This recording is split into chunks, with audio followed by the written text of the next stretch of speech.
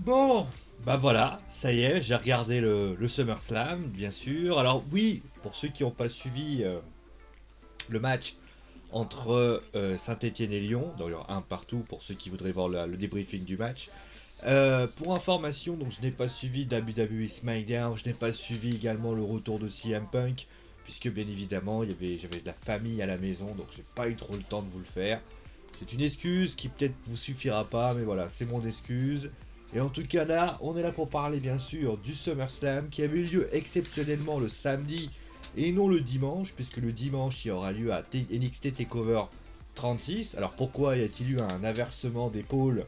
J'en sais rien, mais en tout cas ce qui est certain, c'est qu'il s'est passé des choses justement, bah voilà, c'est les deux images que vous voyez en ce moment sont les deux images les plus, selon moi, les plus marquantes, puisque ce sont le retour de Becky Lynch, on va parler tout de suite après, du retour de Brock Lesnar qu'on parlera ensuite. On reviendra également bien sûr sur tous les matchs qui ont eu lieu durant cette semaine, avec bien sûr Goldberg, avec ce qui s'est passé dans l'après-match. On reviendra également sur le couronnement nouveau de Charlotte Flair qui a donc remporté le titre féminin de Raw. On reviendra également sur Seth Rollins qui a perdu contre Edge. On ira aussi de voir, ça c'est mon petit moment assez drôle, de Eva Marie qui s'est fait littéralement humilier par Piper Niven. Justement, on reviendra là-dessus. Pour terminer avec les autres matchs aussi de la soirée, Drew McIntyre, Rey Mysterio, les Mysterio qui ont perdu contre les Usos. Et enfin le couronnement des Harky Bros qui sont devenus les nouveaux champions par équipe de Raw. Bien sûr, alors pour info, je ne reviendrai pas sur ce qu'a fait le Miz et Morrison. Vous êtes gentils, à un moment donné, j'ai autre chose à foutre. Bon allez, on commence tout de suite et on va revenir donc sur le retour de The Man, Becky Lynch, qui a donc fait son retour à la WWE. Vous avez pu voir qu'il n'y a pas de photo de Bianca Belair et je vais vous expliquer ça tout de suite. Donc on va juste baisser un peu le son parce que vous êtes gentils, mais moi j'ai l'impression de m'entendre. Voilà. Donc, qu'est-ce qui s'est passé? Donc, pour ce qui s'agit de Becky Lynch, on va revenir un petit peu sur la scène, ce qui s'est passé. Donc, juste avant, donc il y avait une rumeur qui était sortie comme quoi Sasha Banks ne pouvait pas être présent à WWE SummerSlam. Alors la raison serait liée au Covid. Elle aurait été soit cas contact ou aurait contracté le Covid-19. Donc clairement, elle a dû être mise de côté, ce qui est normal. Hein, quand vous contractez le Covid-19, vous devez tout simplement être mis de côté. Et il s'avère que la WWE a peut-être attendu le plus longtemps possible, en lui faisant peut-être passer un autre test PCR, mais bon, malheureusement, il était encore positif. Donc à ce moment-là, ils se sont peut-être dit, on va littéralement tout la mettre de côté. Et à ce moment précis, il fallait trouver une solution. Alors, ce qui s'est passé, donc Bianca Belair arrive, Carmella donc arrive, donc on pense que ça va être une solution de remplacement. Et à ce moment-là, Becky Lynch arrive, provoque, donc déglingue Carmella, provoque Bianca Belair qui accepte, et à ce moment-là, c'est un squash, clairement, puisqu'elle se fait littéralement squasher en 30 secondes, elle perd le titre féminin, Becky Lynch remporte le titre, et rideau, tout le monde s'en va, tout le monde il est content, et Becky Lynch devient donc la nouvelle championne féminine de SmackDown. Alors, je vais mettre bien parce que c'est vrai que quand tu commences à t'affaisser dans le canal, dans la chaise, c'est pas bon signe. Euh, Qu'est-ce que je peux dire sur cette solution? Alors, déjà la première chose que je veux dire, sur le principe, moi, je comprends l'idée que la WWE a dû meubler, trouver quelque chose rapidement. À partir du moment où tu as un cas de Covid-19 et que tu dois malheureusement trouver une rivalité rapide, et bien tout simplement, tu racles les fonds de tiroir. Il y avait plusieurs possibilités. C'était soit tu décidais de mettre Carmella à la place, et concrètement voilà. Et je pense d'ailleurs, alors je ne peux pas confirmer, mais je soupçonne que Becky aurait dû arriver après, ou limite arriver à WWE SmackDown. Mais comme il y a eu donc l'absence de Sasha Banks, qui a malheureusement dû trouver un plan B, et ben elles ont fait ça. Donc j'ai pas de problème avec cette idée-là, parce que vous êtes la WWE, il vous arrive un truc, il a fallu trouver une solution, vous avez opté pour cette solution. Ça, moi, j'ai pas de problème là-dessus. Après, moi, ce qui me gêne, c'est que, encore, ça aurait eu lieu il y a 2 jours. Il y a un jour. Admettons, là, on se trouve a un problème, Sacha se blesse dans ses reportages d'entraînement, et il se passe que c'est le jour même, faut trouver une solution. Il y a Becky Lynch qui est là, vous inventez. Alors là, à ce moment-là, j'aurais dit, bon, ça peut se comprendre. Tu es dans une... Là, clairement, faut que tu trouves un plan B en moins d'une journée, 2 journées, voire même 3 journées, à la limite, on va être gentil. Le problème, c'est que là, ça fait déjà depuis samedi dernier qu'on est au courant qu'il y a un problème.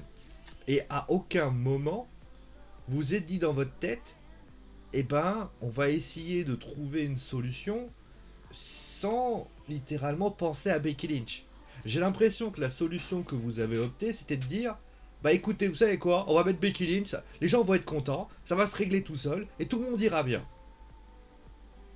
Ouais, alors, dans l'idée, moi, ça me dérange pas. Mais le problème de votre stratégie, si je peux parler de stratégie, c'est que, John Cena est arrivé le mois dernier, donc forcément, votre côté, je fais des retours. Alors, en plus, juste après, une heure et demie après, vous avez Brock Lesnar qui revient. Donc, j'ai envie de vous dire, ça fait beaucoup de retours en une soirée. Enfin, bref. Euh, En plus, vous la faites rentrer, et là, vous faites un squash. Encore une fois, vous faites un squash. Becky Lynch clôt le titre en moins de 30 secondes. Bianca Belair. Donc, moi, ce que je me dis, c'est. Moi, sur le principe, j'ai pas de problème à l'idée que Becky Lynch vienne et remporte le titre. Parce que sur le principe, bah, vous n'allez pas la faire perdre la première fois qu'elle défie Bianca Belair. Ça serait complètement crétin. Mais la faire perdre en 30 secondes, c'est une manière de quoi? C'est une manière de lui expliquer à Bianca Belair, écoute, c'est Becky, tu peux pas tester. C'est quoi que tu essaies de faire comprendre à tout le WWE Universe, que tu as booké, que tu as mis en scène, que tu as... Après, je vais revenir sur sa perte de titre, parce que sur la finalité de tout ça. Mais que tu as donné envie, que tu tu nous as fait convaincre ce qu'était justement Bianca Belair à de corps et âme et tout. Pourquoi aujourd'hui tu l'as fait perdre de manière miteuse comme ça? Qu'est-ce qui justifie que Bianca se retrouve face à Becky? Vous savez, je vais vous dire, ça aurait été.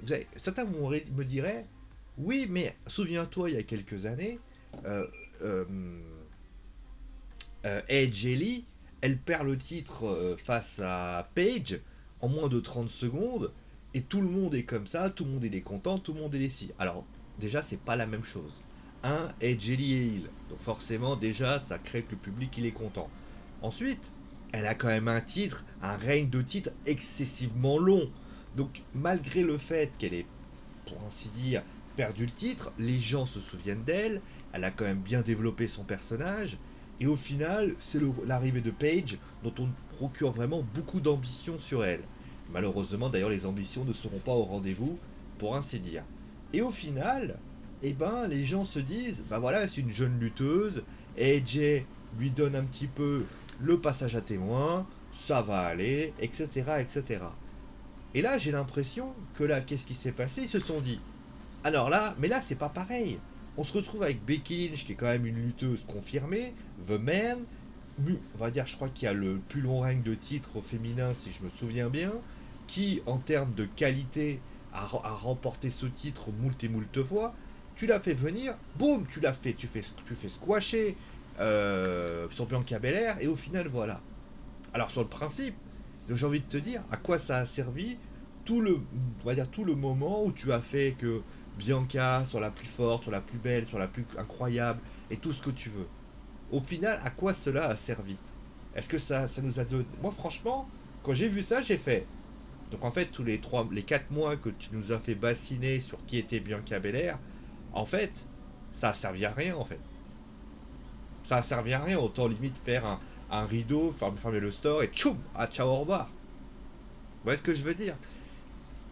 Après, qu'on soit clair sur un point, je reviendrai d'ailleurs sur cette perte de titre et pourquoi pour moi c'est une bonne chose, mais sur le principe, moi j'estime que Becky, la manière dont elle arrive, la manière dont elle gagne, alors après, des gens qui vont dire, il turn peut-être, alors peut-être, surtout que on sait que Seth Rollins c'est il, mais concrètement, moi j'ai trouvé que ça manquait, pas forcément de classe, parce que Becky a pas à avoir de classe pour quelqu'un, mais je trouve que les officiels, j'ai eu l'impression qu'ils ont voulu faire appuyer sur le bouton reboot, de dire, Bianca c'est pas bon, on appuie sur le bouton reboot, on met Becky à la place, comme ça tout le monde sera content, le public il sera content, et au final, pardon, et d'ailleurs pour info, j'ai eu l'impression d'avoir un Steve Austin en face.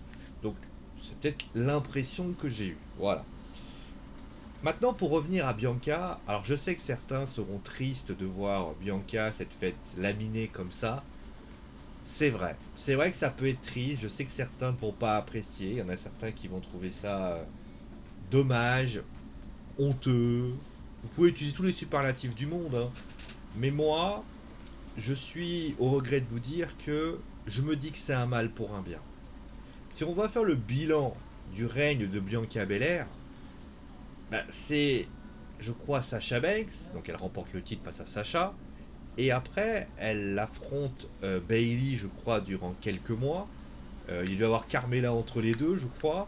Après, elle doit réaffronter Sacha, qui n'aura jamais lieu, puisque Sacha, a priori, a contracté le Covid. Elle a quand même remporté. Elle a quand même. Alors, déjà, d'un point de vue, quand même, de ce qu'elle a proposé, c'est quand même bien. Elle a quand même affronté Bailey, qu'elle a remporté plusieurs fois. Elle a quand même appris de ce premier règne. Et je suis désolé de le dire pour tous ceux qui vont trouver ça nul, ce que je vais dire, mais Bianca a foiré son règne de titre. Elle a foiré son règne de titre, pourquoi? Parce que je l'ai dit au tout début, moi j'adore cette lutteuse. Je trouve que c'est pas la Bianca Belair de NXT que j'ai vue. J'ai eu une espèce. J'ai l'impression qu'elle a essayé de surjouer ce qu'elle était. Elle a essayé de faire un petit peu du. Je sais pas, du John Cena à quelques points. Elle a essayé. Non, ça marchait pas. Bianca, c'est une lutteuse qui doit être dans, dans la spontanéité, on le voit, par ses mimiques, par le body language. Je reste encore dans cette mémoire ce qui s'est passé lorsqu'elle a été repoussée par Charlotte, le regard qu'elle a fait. C'est ça, Bianca. Alors, il y avait du mieux à la fin, c'est clair, mais je pense que le titre, c'est trop gros pour elle en ce moment. C'était trop tôt, ils ont voulu faire ça vite. Je pense que Bianca est trop jeune pour un titre comme ça. Mettez-la dans une autre rivalité, peut-être tout simplement la drafter, peut-être lui donner un rôle de numéro 3, numéro 4, le temps qu'elle puisse progresser, surtout que je précise quand même que quelqu'un doit venir, et elle est toujours pas venue d'ailleurs, c'est Tony Storm. Est-ce que Tony Storm et Bianca ne vont pas à un moment donné se retrouver dans un coin, ce serait pas plus mal pour elle, pour que elle se fasse un nom, qu'elle se fasse une identité, et au final, dans un an, 2 ans peut-être, eh bien, elle va concrètement revenir et elle va remporter la ceinture. Alors je sais que ça fait paradoxe parce que j'avais fait une vidéo sur les renvoyés de la WWE et notamment sur des lutteuses, sur le fait que NXT machin chouette, mais je disais bien sur NXT, sur NXT, voilà. Donc je pense que c'est comme ça que les choses doivent être faites. Bianca a un talent, c'est indéniable, mais je pense qu'on lui a donné ce titre et qu'elle n'était pas prête à le tenir. Voilà. Bon, on va passer à la suite avec donc notre cher Brock Lesnar, si ça va bien se lancer. Voilà. Donc, Brock Lesnar. Alors, on va commencer tout de suite avec le match. Alors, j'ai trouvé des gens qui m'ont dit que le match était très bon. Alors, je l'ai analysé. Je vois pas ce qui est de bon en fait. En fait, ce match, à part un double A sur la table des commentateurs, à part un double A sur le ring, à part un Roman Reigns qui a dominé ce match, en fait, ce match, c'est du John Cena Adjustment, en fait. Dans le sens où John Cena a passé les trois quarts de son temps à en prendre plein dans la gueule. C'est tout ce qu'il y a eu. Je veux dire, il y a 4, 5, 6, 7, 8 ans, John Cena faisait ça, vous lui chiez à la gueule. Là, aujourd'hui, vous lui chiez plus à la gueule. Aujourd'hui, maintenant, c'est génial. John Cena, il est revenu, c'est cool, voilà. Alors, après, il peut y avoir plusieurs explications. Est-ce que John Cena n'a plus le cardio d'il y a. Parce que malheureusement, hein, John Cena. Et je vous garantis que si le Rock affronte Roman Reigns, je vous garantis que ça va être littéralement une purge. Ça va être une purge. Aujourd'hui, ne me croyez pas si vous voulez, mais John Cena, c'est bof. C'est pas terrible, ça donne pas envie. C'est pour moi l'un des matchs, franchement, voilà, match passable, sans déconner. c'est un match passable. C'est un match John Cena Adjustment, c'est-à-dire que c'est un match où John Cena a fait son match, il a fait ce qu'il faisait d'habitude, c'est-à-dire subir pendant quasiment tout le temps. Euh... Voilà, c'est tout. Franchement, voilà. Je sais pas quoi dire. Je sais pas quoi vous dire. Voilà, c'est tout. Le catch, c'est une histoire. Le catch, c'est concrètement, c'est pas ça quoi. Je veux dire, c'est pas ce que j'aime. Alors après, il y en a qui vont kiffer. Kiffez vous voulez, mais moi, honnêtement, j'ai détesté ce match. J'ai pas trouvé ce match très agréable. Et aux dernières nouvelles, les gens qui ont acclamé John Cena pendant des semaines. Alors je vous aime beaucoup, hein, à un moment donné, vous êtes très gentil, faites ce que vous voulez de toute façon, hein. Mais aux dernières nouvelles, on va revenir bien sûr sur Brock Lesnar. Il, il est prévu d'avoir beaucoup de retours à un moment donné. C'est qu'avec Sumos, on va avoir Carl Hogan. Parce que moi, je veux bien qu'il y ait des retours. C'est très gentil, c'est très mignon, c'est tout ce que tu veux. Sauf que à force, mais les retours, vous savez, moi, au bout d'un moment, moi, commence à m'en cogner un peu des retours. Là, Brock Lesnar, il est revenu. Alors, j'ai vu tout le monde acclamer. Alors, bien évidemment, c'était tout le monde d'ailleurs dans les réseaux sociaux. Pareil, ah, c'est trop bien, Brock Lesnar, il est revenu. Dans 3 mois, vous allez râler parce que s'il remporte la ceinture, il sera pas là. Vous allez dire, ah bah Brock Lesnar, hein, il est jamais là, hein, etc. On parle de Brock Lesnar, hein, on parle pas de. Alors, tout le monde va me dire, oui, mais il remportera jamais la ceinture, monsieur. Tu le sais bien. Ah ouais. On parle bien de Brock Lesnar, hein. On parle pas du mec guignol du coin. Alors certes, oui, c'est bien, parce que Brock Lesnar va avoir ce petit triangle avec Paul Heyman qui va être intéressant.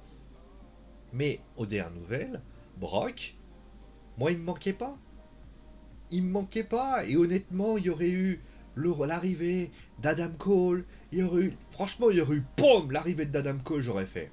Ok, c'est bon, vous avez parlé, on ferme notre gueule. Il y aurait eu d'autres personnes. Non, vous mettez un vétéran, quelqu'un qui, pour ainsi dire, est apprécié des fans, non, qui a apprécié des fans parce qu'il l'a vu là. Et je suis certain que là, Aximul, s'il remporte la ceinture et qu'il disparaît 4 mois, vous serez tous là à dire, ah, c'est pas bien, ah, il ne veut pas remporter cette ceinture. Sans déconner, les gars. Je vous aime beaucoup, mais à un moment donné, il faut que vous arrêtiez le niveau de votre cirque à un moment donné. Donc, moi, mon point de vue là-dessus, il est simple. L'arrivée de Lesnar, il m'a fait ni chaud ni froid. J'ai été limite totalement. Franchement, la vérité, ça m'a même pas hypé. Alors peut-être parce que je suis un vieux con. Peut-être. Vous pouvez le dire, hein, peut-être que je suis un vieux con. Mais moi, je suis désolé. Moi, j'ai été plus hypé par le retour de John Cena. Dans le sens où John Cena est arrivé. On s'y attendait un petit peu pas trop quand même.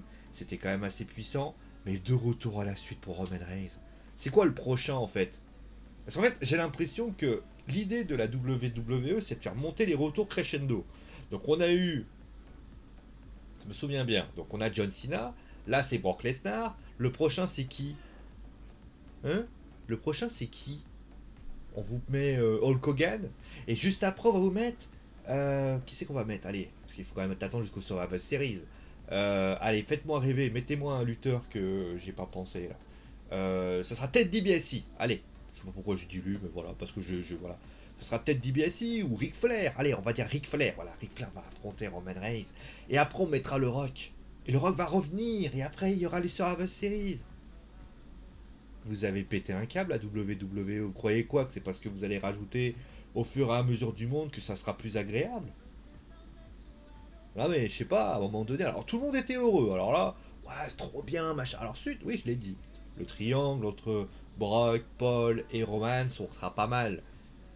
Mais on parle bien de, de l'homme qui était pas là pendant des mois, que vous avez chié à la gueule pendant des mois, et aujourd'hui, il revient, vous l'acclamez tous. Ah, vous l'acclamez tous, c'est le bonheur, c'est la joie, c'est l'intégrale. À un moment donné, voilà. Bon, on passe à la suite avant que je tue quelqu'un. Bon, alors je vais vous dire la vérité. Pour moi, c'était mieux que prévu. Alors déjà, bon, alors j'ai juste un bémol. Alors, est-ce que je crois que j'ai quelque chose là ou pas? Ah, moi j'ai pas un truc assez bon. Oh si, j'ai un truc à... Non, c'est trop long ça. Ça. Je sais pas pourquoi je vais faire une connerie avec. Bah j'ai rien. Bon, tant pis. Vous avez donc MVP. Je vais mettre comme ça vous allez voir. Qui a sa canne. Il prend sa canne, il tape l'arrière de l'âge du genou, je crois. Enfin, de loin, t'as l'impression qu'il tape la corde. Hein. Donc, les mecs, à un moment donné, quand vous voulez pas que ça se voit, filmez pas. Parce que clairement, ils ont pas remis le ralenti parce que ils se sont rendus compte de se dire c'est peut-être un peu visible, non. Donc, ils ont pris la canne, ils ont tapé sur l'arrière du genou de Goldberg. Alors, il faudra juste m'expliquer comment un coup de canne peut littéralement faire une rupture des ligaments croisés pour ce cher Goldberg. Alors je sais qu'il est âgé. Parce que le papy, oh non, mais je suis désolé. À un moment donné, Goldberg, il va pas se faire mal pour ça. À la limite, il y aurait eu un coup, un shot, il se serait fait mal avant. Ok. Sauf que là, tu le fais perdre face à contre Lashley, et aux dernières nouvelles, tu le fais perdre à cause de ça. C'est chaud quand même. Vous voyez. Donc après, bien évidemment, il y a l'aggravation de la blessure qui quand même rend les choses plus crédibles. Mais voilà. Après, dans l'idée, j'ai trouvé quand même que Goldberg était pas mal. Il a fait des belles choses. Il a essayé d'apporter un petit peu de touche. Après Goldberg, vous savez ce que c'est, hein, le cardio, c'est pas son truc. L'idée de... Ah, ça par contre, j'ai bien aimé, ça vous avez vu la photo à droite, j'ai bien aimé le fait qu'ils aient mis en scène le fait avec le fils. Alors je sais pas comment le fils est arrivé, est-ce qu'il a sauté, il s'en est pris à lui, ce qui veut pouvoir dire aussi une chose, c'est que le fils peut-être sera un futur catcher. Parce que s'il arrive à sauter dans les cordes et à attraper Lashley, c'est quand même pas mal. La justification de MVP était bien, franchement c'est l'un des matchs que j'ai trouvé le plus agréable. Enfin, sur le match-là, franchement, je l'ai trouvé plus agréable que Cena et Roman. Franchement, ce match-là, je l'ai trouvé sympa. Parce qu'il y avait de l'ingrédient, il y avait de l'intensité, il y avait quand même quelque chose. C'est bien. Franchement, j'ai trouvé ça sympa. Est-ce qu'il y aura un après? J'en sais rien. Mais en tout cas, c'est vrai que c'est vraiment sympa de voir cette puissance et voir Lashley gagner. Bon, clairement, c'était pas non plus une surprise. Mais franchement, c'était sympa. Voilà. Juste après, donc on a vu. Ah, bah tiens, on va en parler de ça. Je suis partagé. Sur le principe, Charlotte qui gagne, me dérange pas. Alors je sais que certains vont râler, certains vont trouver ça nul, certains vont trouver ça inadmissible. Il y en a qui vont dire ah Charlotte elle a encore gagné. Bon bref, ça me dérange pas. Parce que Charlotte c'est quand même la numéro 1 au niveau de Raw. Je veux dire c'est pas, alors n'en déplaise à d'autres, hein, c'est pas Nikki qui va sauver la maison. C'est pas alors Rhea, elle est peut-être dans la deuxième possibilité, mais c'est pas Nikki. Il faut arrêter à un moment donné. C'est-à-dire les gens, quand vous voulez quelqu'un, faut juste que vous réfléchissiez à ce que ça va donner à la suite. Et je l'ai dit dès le départ, reprenez les vidéos. J'ai dit Nikki ASH, ou tu l'appelles comme tu veux, Nikki Cross, tu l'appelles comme tu veux. Dans un mois, c'est fini. Pourquoi? Parce que elle a pas de crédibilité, cette fille. Je vais refaire différemment parce que j'en ai certains qui vont dire ah mais il est sérieux ou quoi? Alors, je vois déjà en train de tapoter votre clavier. La WWE ne lui a donné aucune crédibilité. Il a fallu le dernier épisode de Raw pour qu'on dise ouais, pourquoi pas. Et encore, c'était vraiment limite parce qu'elle se fait taper par replay. Sinon, elle gagne le titre avec la mallette. Alors certes, oui, mais c'est important. La semaine d'après, elle essaie d'affronter Charlotte, elle se fait piner. Ensuite, il y a un match en disqualification, je sais plus quoi. Elle se fait ratatiner la gueule. Elle ne doit le salut que par un concours de circonstances de je ne sais quoi. Elle affronte, je crois, Rhea Ripley. Elle gagne grâce. Ah non, elle gagne par disqualification parce que Charlotte passe dans les parages.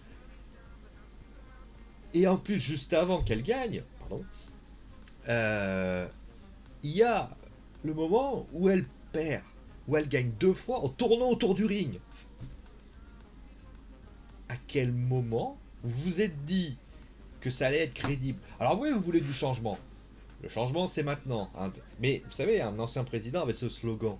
Mais aux dernières nouvelles, pour être crédible, il faut l'amener à la crédibilité. Moi, je suis prêt à croire qui tu veux. Vous voyez, si Liv Morgan, elle arrive et qu'elle te sort de la crédibilité, je serais heureux. Mais c'est parce qu'elle s'est mise à chialer une fois que je vais faire ah putain, elle a chialé. Aux dernières nouvelles, mets de la crédibilité et là, je vais t'écouter. Là, je vais te dire ah, Nikki, elle peut faire des choses. Alors, le match est bon, hein. Attention, je ne suis pas en train de critiquer le match.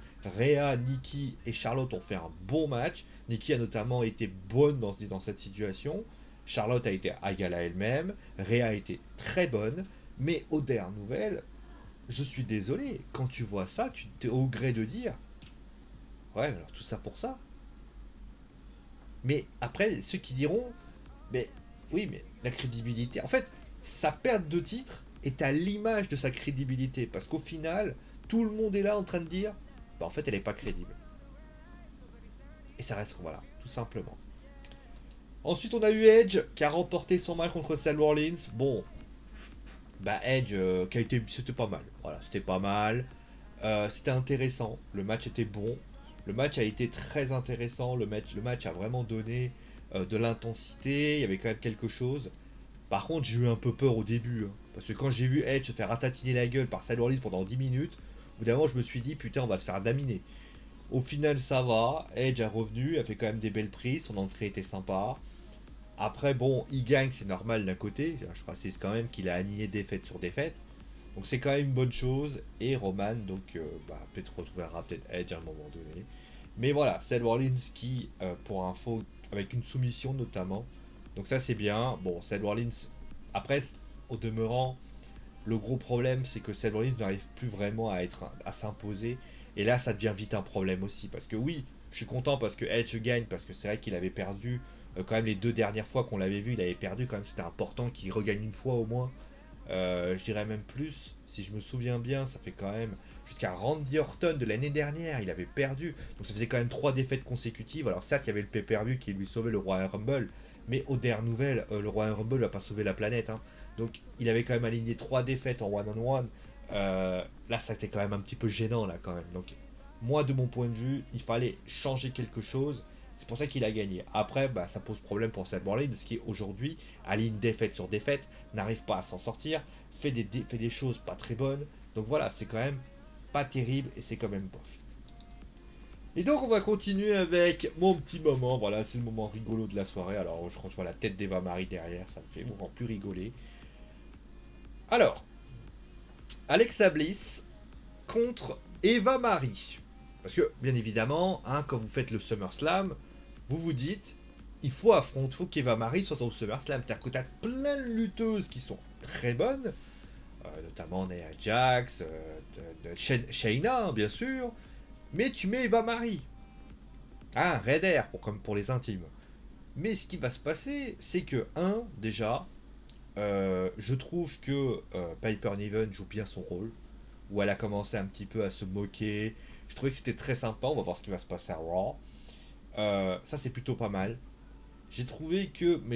En fait, j'ai trouvé qu'Alexa a fait ce qu'elle a pu. C'est même le pire, c'est qu'elle a fait ce qu'elle a pu, la petite Alexa. Parce que Alexa, en fait, elle a essayé de faire quelque chose. Lily, ouais. Voilà, hein, Lily. Alors Lily, elle est en fonction des ventes, hein. Sauf que moi, je suis désolé. Alors, vous voulez une poupée pareille. Alors, il paraît qu'il y a une poupée, elle va être jugée. Donc, si jamais ça va pas, Lily va disparaître. Maintenant, on va parler un petit peu de la gimmick d'Alexa. Je ferai peut-être une vidéo sur Alexa Bliss plus en détail. Je vais faire une vidéo sur Alexa Bliss et sa gimmick parce que c'est très intéressant de voir que l'absence de Bray Wyatt est tellement lourde à porter pour elle.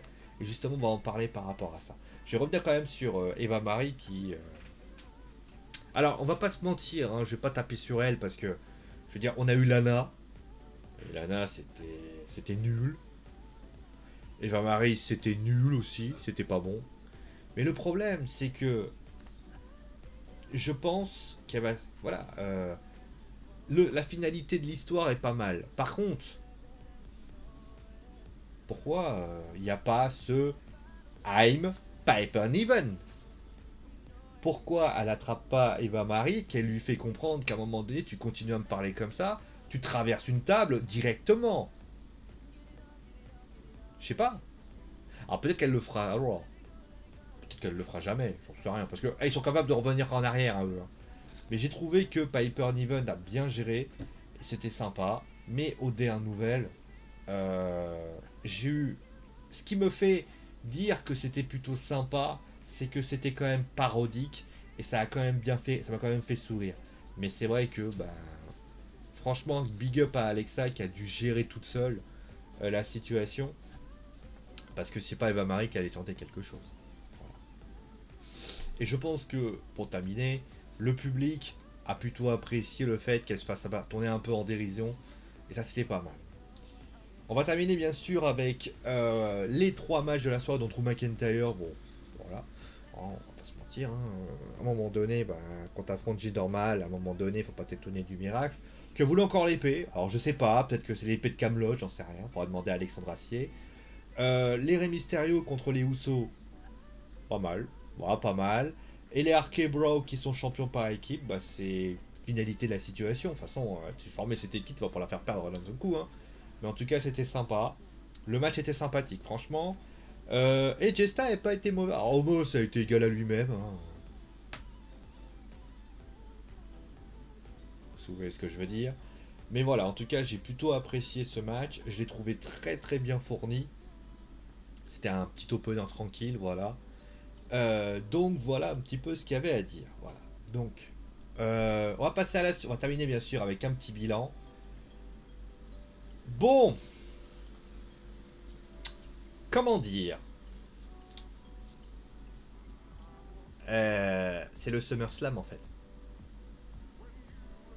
C'est ça le SummerSlam. Ah, c'est une question, hein, parce que au bout d'un moment, je me pose des questions. Donc pour vous, le SummerSlam est réussi parce que il y a eu le retour de Lesnar, le retour de Becky Lynch, la victoire de certaines superstars, parce que Damien Priest, j'ai pas parlé, mais il a remporté sa ceinture aussi contre Sheamus, qui d'ailleurs, voilà, était bon, pas du son masque, enfin, bref, que les RK Bro ont gagné, que machin, etc. Donc pour vous, le match, le pay-per-view, pardon, le show est bon parce qu'il y a ça. Parce que j'ai vu des gens dire que le SummerSlam, c'est un super SummerSlam. Alors oui, ça va faire parler. Brock est là. Il va toujours parler, Brock. Becky est là. Il se fera parler. La victoire de Edge fera parler. Toutes les choses qui ont été là vont faire parler. Et ça, j'ai pas de problème à l'idée. Mais moi, il y a plusieurs choses qui me gênent. Un, j'ai le sentiment que la WWE a essayé, je dis bien essayé, de dire ah d'accord, là-bas ils ramènent CM Punk. Et ben vous savez qu'on va ramener les stars, on va ramener Lynch. Comme ça, à la limite, et ben les deux lutteurs, les deux, ben, ils vont calmer la All Elite Wrestling. Si c'était, si, alors c'est pas ça. Mais si c'est ça, en fait, ça me fait de la peine pour eux en fait. C'est-à-dire que la WWE est obligée de répondre. Alors que je rappelle que Vince McMahon avait bien dit que la All Elite Wrestling est une fédération qui n'avait pas de hauteur avec la WWE. N'en déplaise à ceux qui sont pro All Elite Wrestling, alors que la fédération, ça fait que 2 ans qu'elle existe. Hein. C'est-à-dire que les mecs, ils ont connu. Alors les mecs, quand même, faut quand même rappeler une chose. T'as des fédérations qui sont monumentales, pour ainsi dire, la New Japan Pro Wrestling, l'Impact Wrestling, la Ring of the North, la Shimmers, ou d'autres fédérations américaines, japonaises, à AAA, bien sûr mexicaines. Mais t'as des mecs qui sont à fond sur la All Elite Wrestling. C'est-à-dire que cette fédération, pour ainsi dire, elle enterre littéralement la NJPW, la AAA, la AAA, parce que c'est la fédération numéro 1 au monde. Vous regardez le catch depuis quand? Depuis 2 ans, quoi. À un moment donné, c'est quoi votre délire? Pour vous, la concurrence, elle date de 2 ans. Bah putain, merde, à un moment donné. Putain, c'est un manque, c'est cracher à la gueule des autres fédérations qui, pour ainsi dire, sont là depuis des dizaines d'années. Hein. Bon, après, je digresse. Moi, de mon point de vue, je trouve que ce PPRO n'était pas bon. Bah, clairement. J'ai l'impression que la WWE a voulu faire ce que j'appelle chez moi une forme de. Allez, vous savez quoi, on va mettre des retours, comme ça va être bien. On va mettre des anciens, parce que ça va être bien. On va mettre John Cena, parce que ça va être bien. Alors, sauf que, regardez bien, plus le pay-per-view évolue, avance, plus la moyenne d'âge grandit. Hein. Alors, au début, t'as du... Allez, on va dire, t'as du 30-40 ans. Et plus ça avance, plus l'âge, elle grandit. À un moment donné, t'arrives à la fin, là, t'as Lashley Goldberg, t'as à peu près, la moyenne d'âge, c'est 48 ans. Donc, à un moment donné, bah ouais, alors certes, le main event, c'est le main event. Mais à un moment donné, mettez en avant, enfin, je sais pas, si j'ai l'impression que la WWE a voulu faire répondre par rapport à CM Punk. Faut pas faire ça. Le pay-per-view est pas bon. Et c'est pas ça, Brock Lesnar ou Becky Lynch qui reviennent, ça va changer quelque chose. Là, je suis désolé, quand je regarde ce match, quand je regarde ces matchs, j'ai pas été hypé, j'ai passé la matinée à regarder le show en faisant des news. Et vous savez comment je fonctionne. Moi, je suis comme ça, je tape mes news, etc. Enfin, voilà, vous n'avez pas vu. Je tape mes news et tout. Si vous arrivez à me décrocher de mes news, c'est que vous avez gagné. Prenez NXT Takeover 36, je sais pas si ça marchera, mais je peux vous garantir que je le regarderai au travail, mais faut pas le dire. Vous n'avez pas entendu de toute façon. Mais pour ainsi dire, si j'arrive pas à travailler sereinement, c'est que vous avez gagné. Moi, et encore une fois, bordel de merde, arrêtez de vouloir mettre. J'ai l'impression que la WWE, ce qu'ils ont essayé de faire, c'est de dire, ah ouais, bah tu sais quoi, on va prendre le gâteau, on va mettre plein de chantilly, et c'est pas suffisant, on va mettre un deuxième gâteau dessus. C'est pas en empilant les trucs que vous allez faire ça mieux. Hein. Le mois dernier, quand John Cena il est arrivé, moi ça me suffisait largement. Je trouve que c'est un empilage de. Alors je sais que certains vont me dire, oui messieurs, le public il aime, il veut ça. Désolé, hein, mais le public il veut ça. Le public veut ça. Le public, encore une fois. Alors, le public. Comment vous expliquer ça sans que je m'énerve? Le public, à un moment donné, faut arrêter d'écouter. Prenez chaque vidéo, prenez chaque vidéo que j'ai faite. Est-ce que une seule fois j'ai réclamé un lutteur? Ah, est-ce qu'une seule fois j'ai réclamé une lutteuse? Jamais. Jamais, jamais. Quand vous regardez chaque lutteur, chaque lutteuse, chaque vidéo, je n'ai jamais réclamé quelqu'un. Pourquoi? Parce que quand vous... Moi, je suis quelqu'un, vous savez, quand je prends une série, je prends un film, je prends ce que vous voulez, un jeu vidéo, je m'intéresse à ce qu'on me propose. Vous voyez, je vais pas me dire, ah mais attends, Resident Evil Village, ah bah je veux du Chris Redfield. Je m'en bats les couilles de ce que veulent. Mettez ce qu'il y a à mettre. Arrêtez d'écouter les autres. Arrêtez de vous dire que parce que vous allez ramener machin, ou donner de la chance à un tel, ou de faire ci, ou de manger ça, ça va marcher. Le public écoute, prend ce que vous voulez mais il faut que ce soit crédible. Si c'est pas crédible, vous aurez beau ramener qui vous voulez. Là, vous allez pour Lesnar qui va arriver. Il y a Becky Lynch qui va arriver. Les deux vont affronter Belair et l'autre va affronter Roman Reigns. Mais si la storyline elle est à chier, vous aurez beau les acclamer pendant 27 000 années, ça ne marchera pas. Pourquoi John Cena, les gens l'ont adoré? Parce qu'il a sorti des mix kills de ouf qui te faisaient dire à un moment donné que tu mouillais tout seul ou tu jouissais tout seul parce que John Cena savait. Le dernier speech qu'on a fait il y a une semaine, d'ailleurs je l'ai louangé, c'est parce que John Cena était capable de te faire vivre une émotion de fou. Et c'est pour ça que le match, j'avais envie de le voir. J'ai pas eu besoin de John Cena. Ça aurait été Cesaro, j'aurais été content. D'ailleurs, Cesaro qui a disparu d'ailleurs. Cesaro, il aurait sorti un speech comme ça, j'aurais fait nickel. Ça aurait été Damien Priest, j'aurais dit nickel. Ça aurait été le Miz, j'aurais dit nickel. Pourquoi? Mais j'aurais dit aussi c'est de la merde. Donnez-nous pas ce qu'on veut. Faites ce que vous voulez. Les gens qui arrivent et qui te disent je veux un tel, un tel, un tel, c'est juste qu'ils sont du fan service. Ils veulent juste ceux qu'ils aiment bien. Ils en ont rien. Parce que si on les écoute, les fans, dans les réseaux sociaux, eh ben, Becky Lynch, elle serait blacklistée. Brock Lesnar serait blacklisté. Roman serait blacklisté. John Cena serait blacklisté. Mais le problème, c'est qu'il y a un merchandising et que le public suit quand même la modélisation. Qu'est-ce que je voulais que je vous dise, moi? Écoutez pas les autres, écoutez-vous. Faites-vous. Enfin, je sais pas, c'est un truc que je vais dire, je pensais jamais dire ça à la WWE. Faites-vous confiance. C'est pas compliqué de se faire confiance. Vous avez des lutteurs monumentaux. Vous avez 3 rosters au talent indéniable. Faites. On vous en voudra pas. Tu sais, je vais vous dire une chose. Vous faites une storyline, elle est béton armé, ça marche.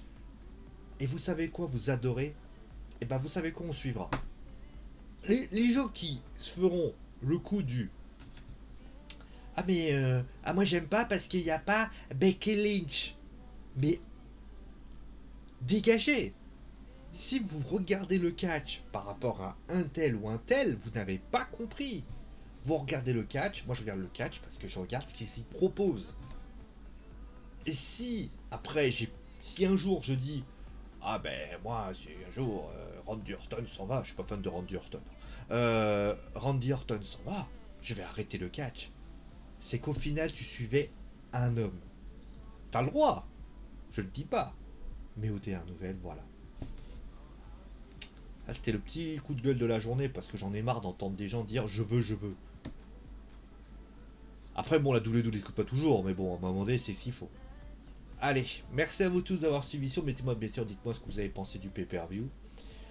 Je sens que ça va pas être de même avis, de toute façon, voilà, c'est pas grave. Hein. Voilà, on est là pour pas s'entendre. Allez, bisous tout le monde, et on se retrouve très vite pour un nouvel épisode. D'ailleurs, à 15h, je serai en stream. Donc pour ceux qui veulent aller voir, ça sera sur le jeu 12 minutes. Donc ceux qui veulent y aller voir, allez-y, ça sera avec grand plaisir. Allez, prenez soin de vous, amusez-vous bien. Et ciao les amis.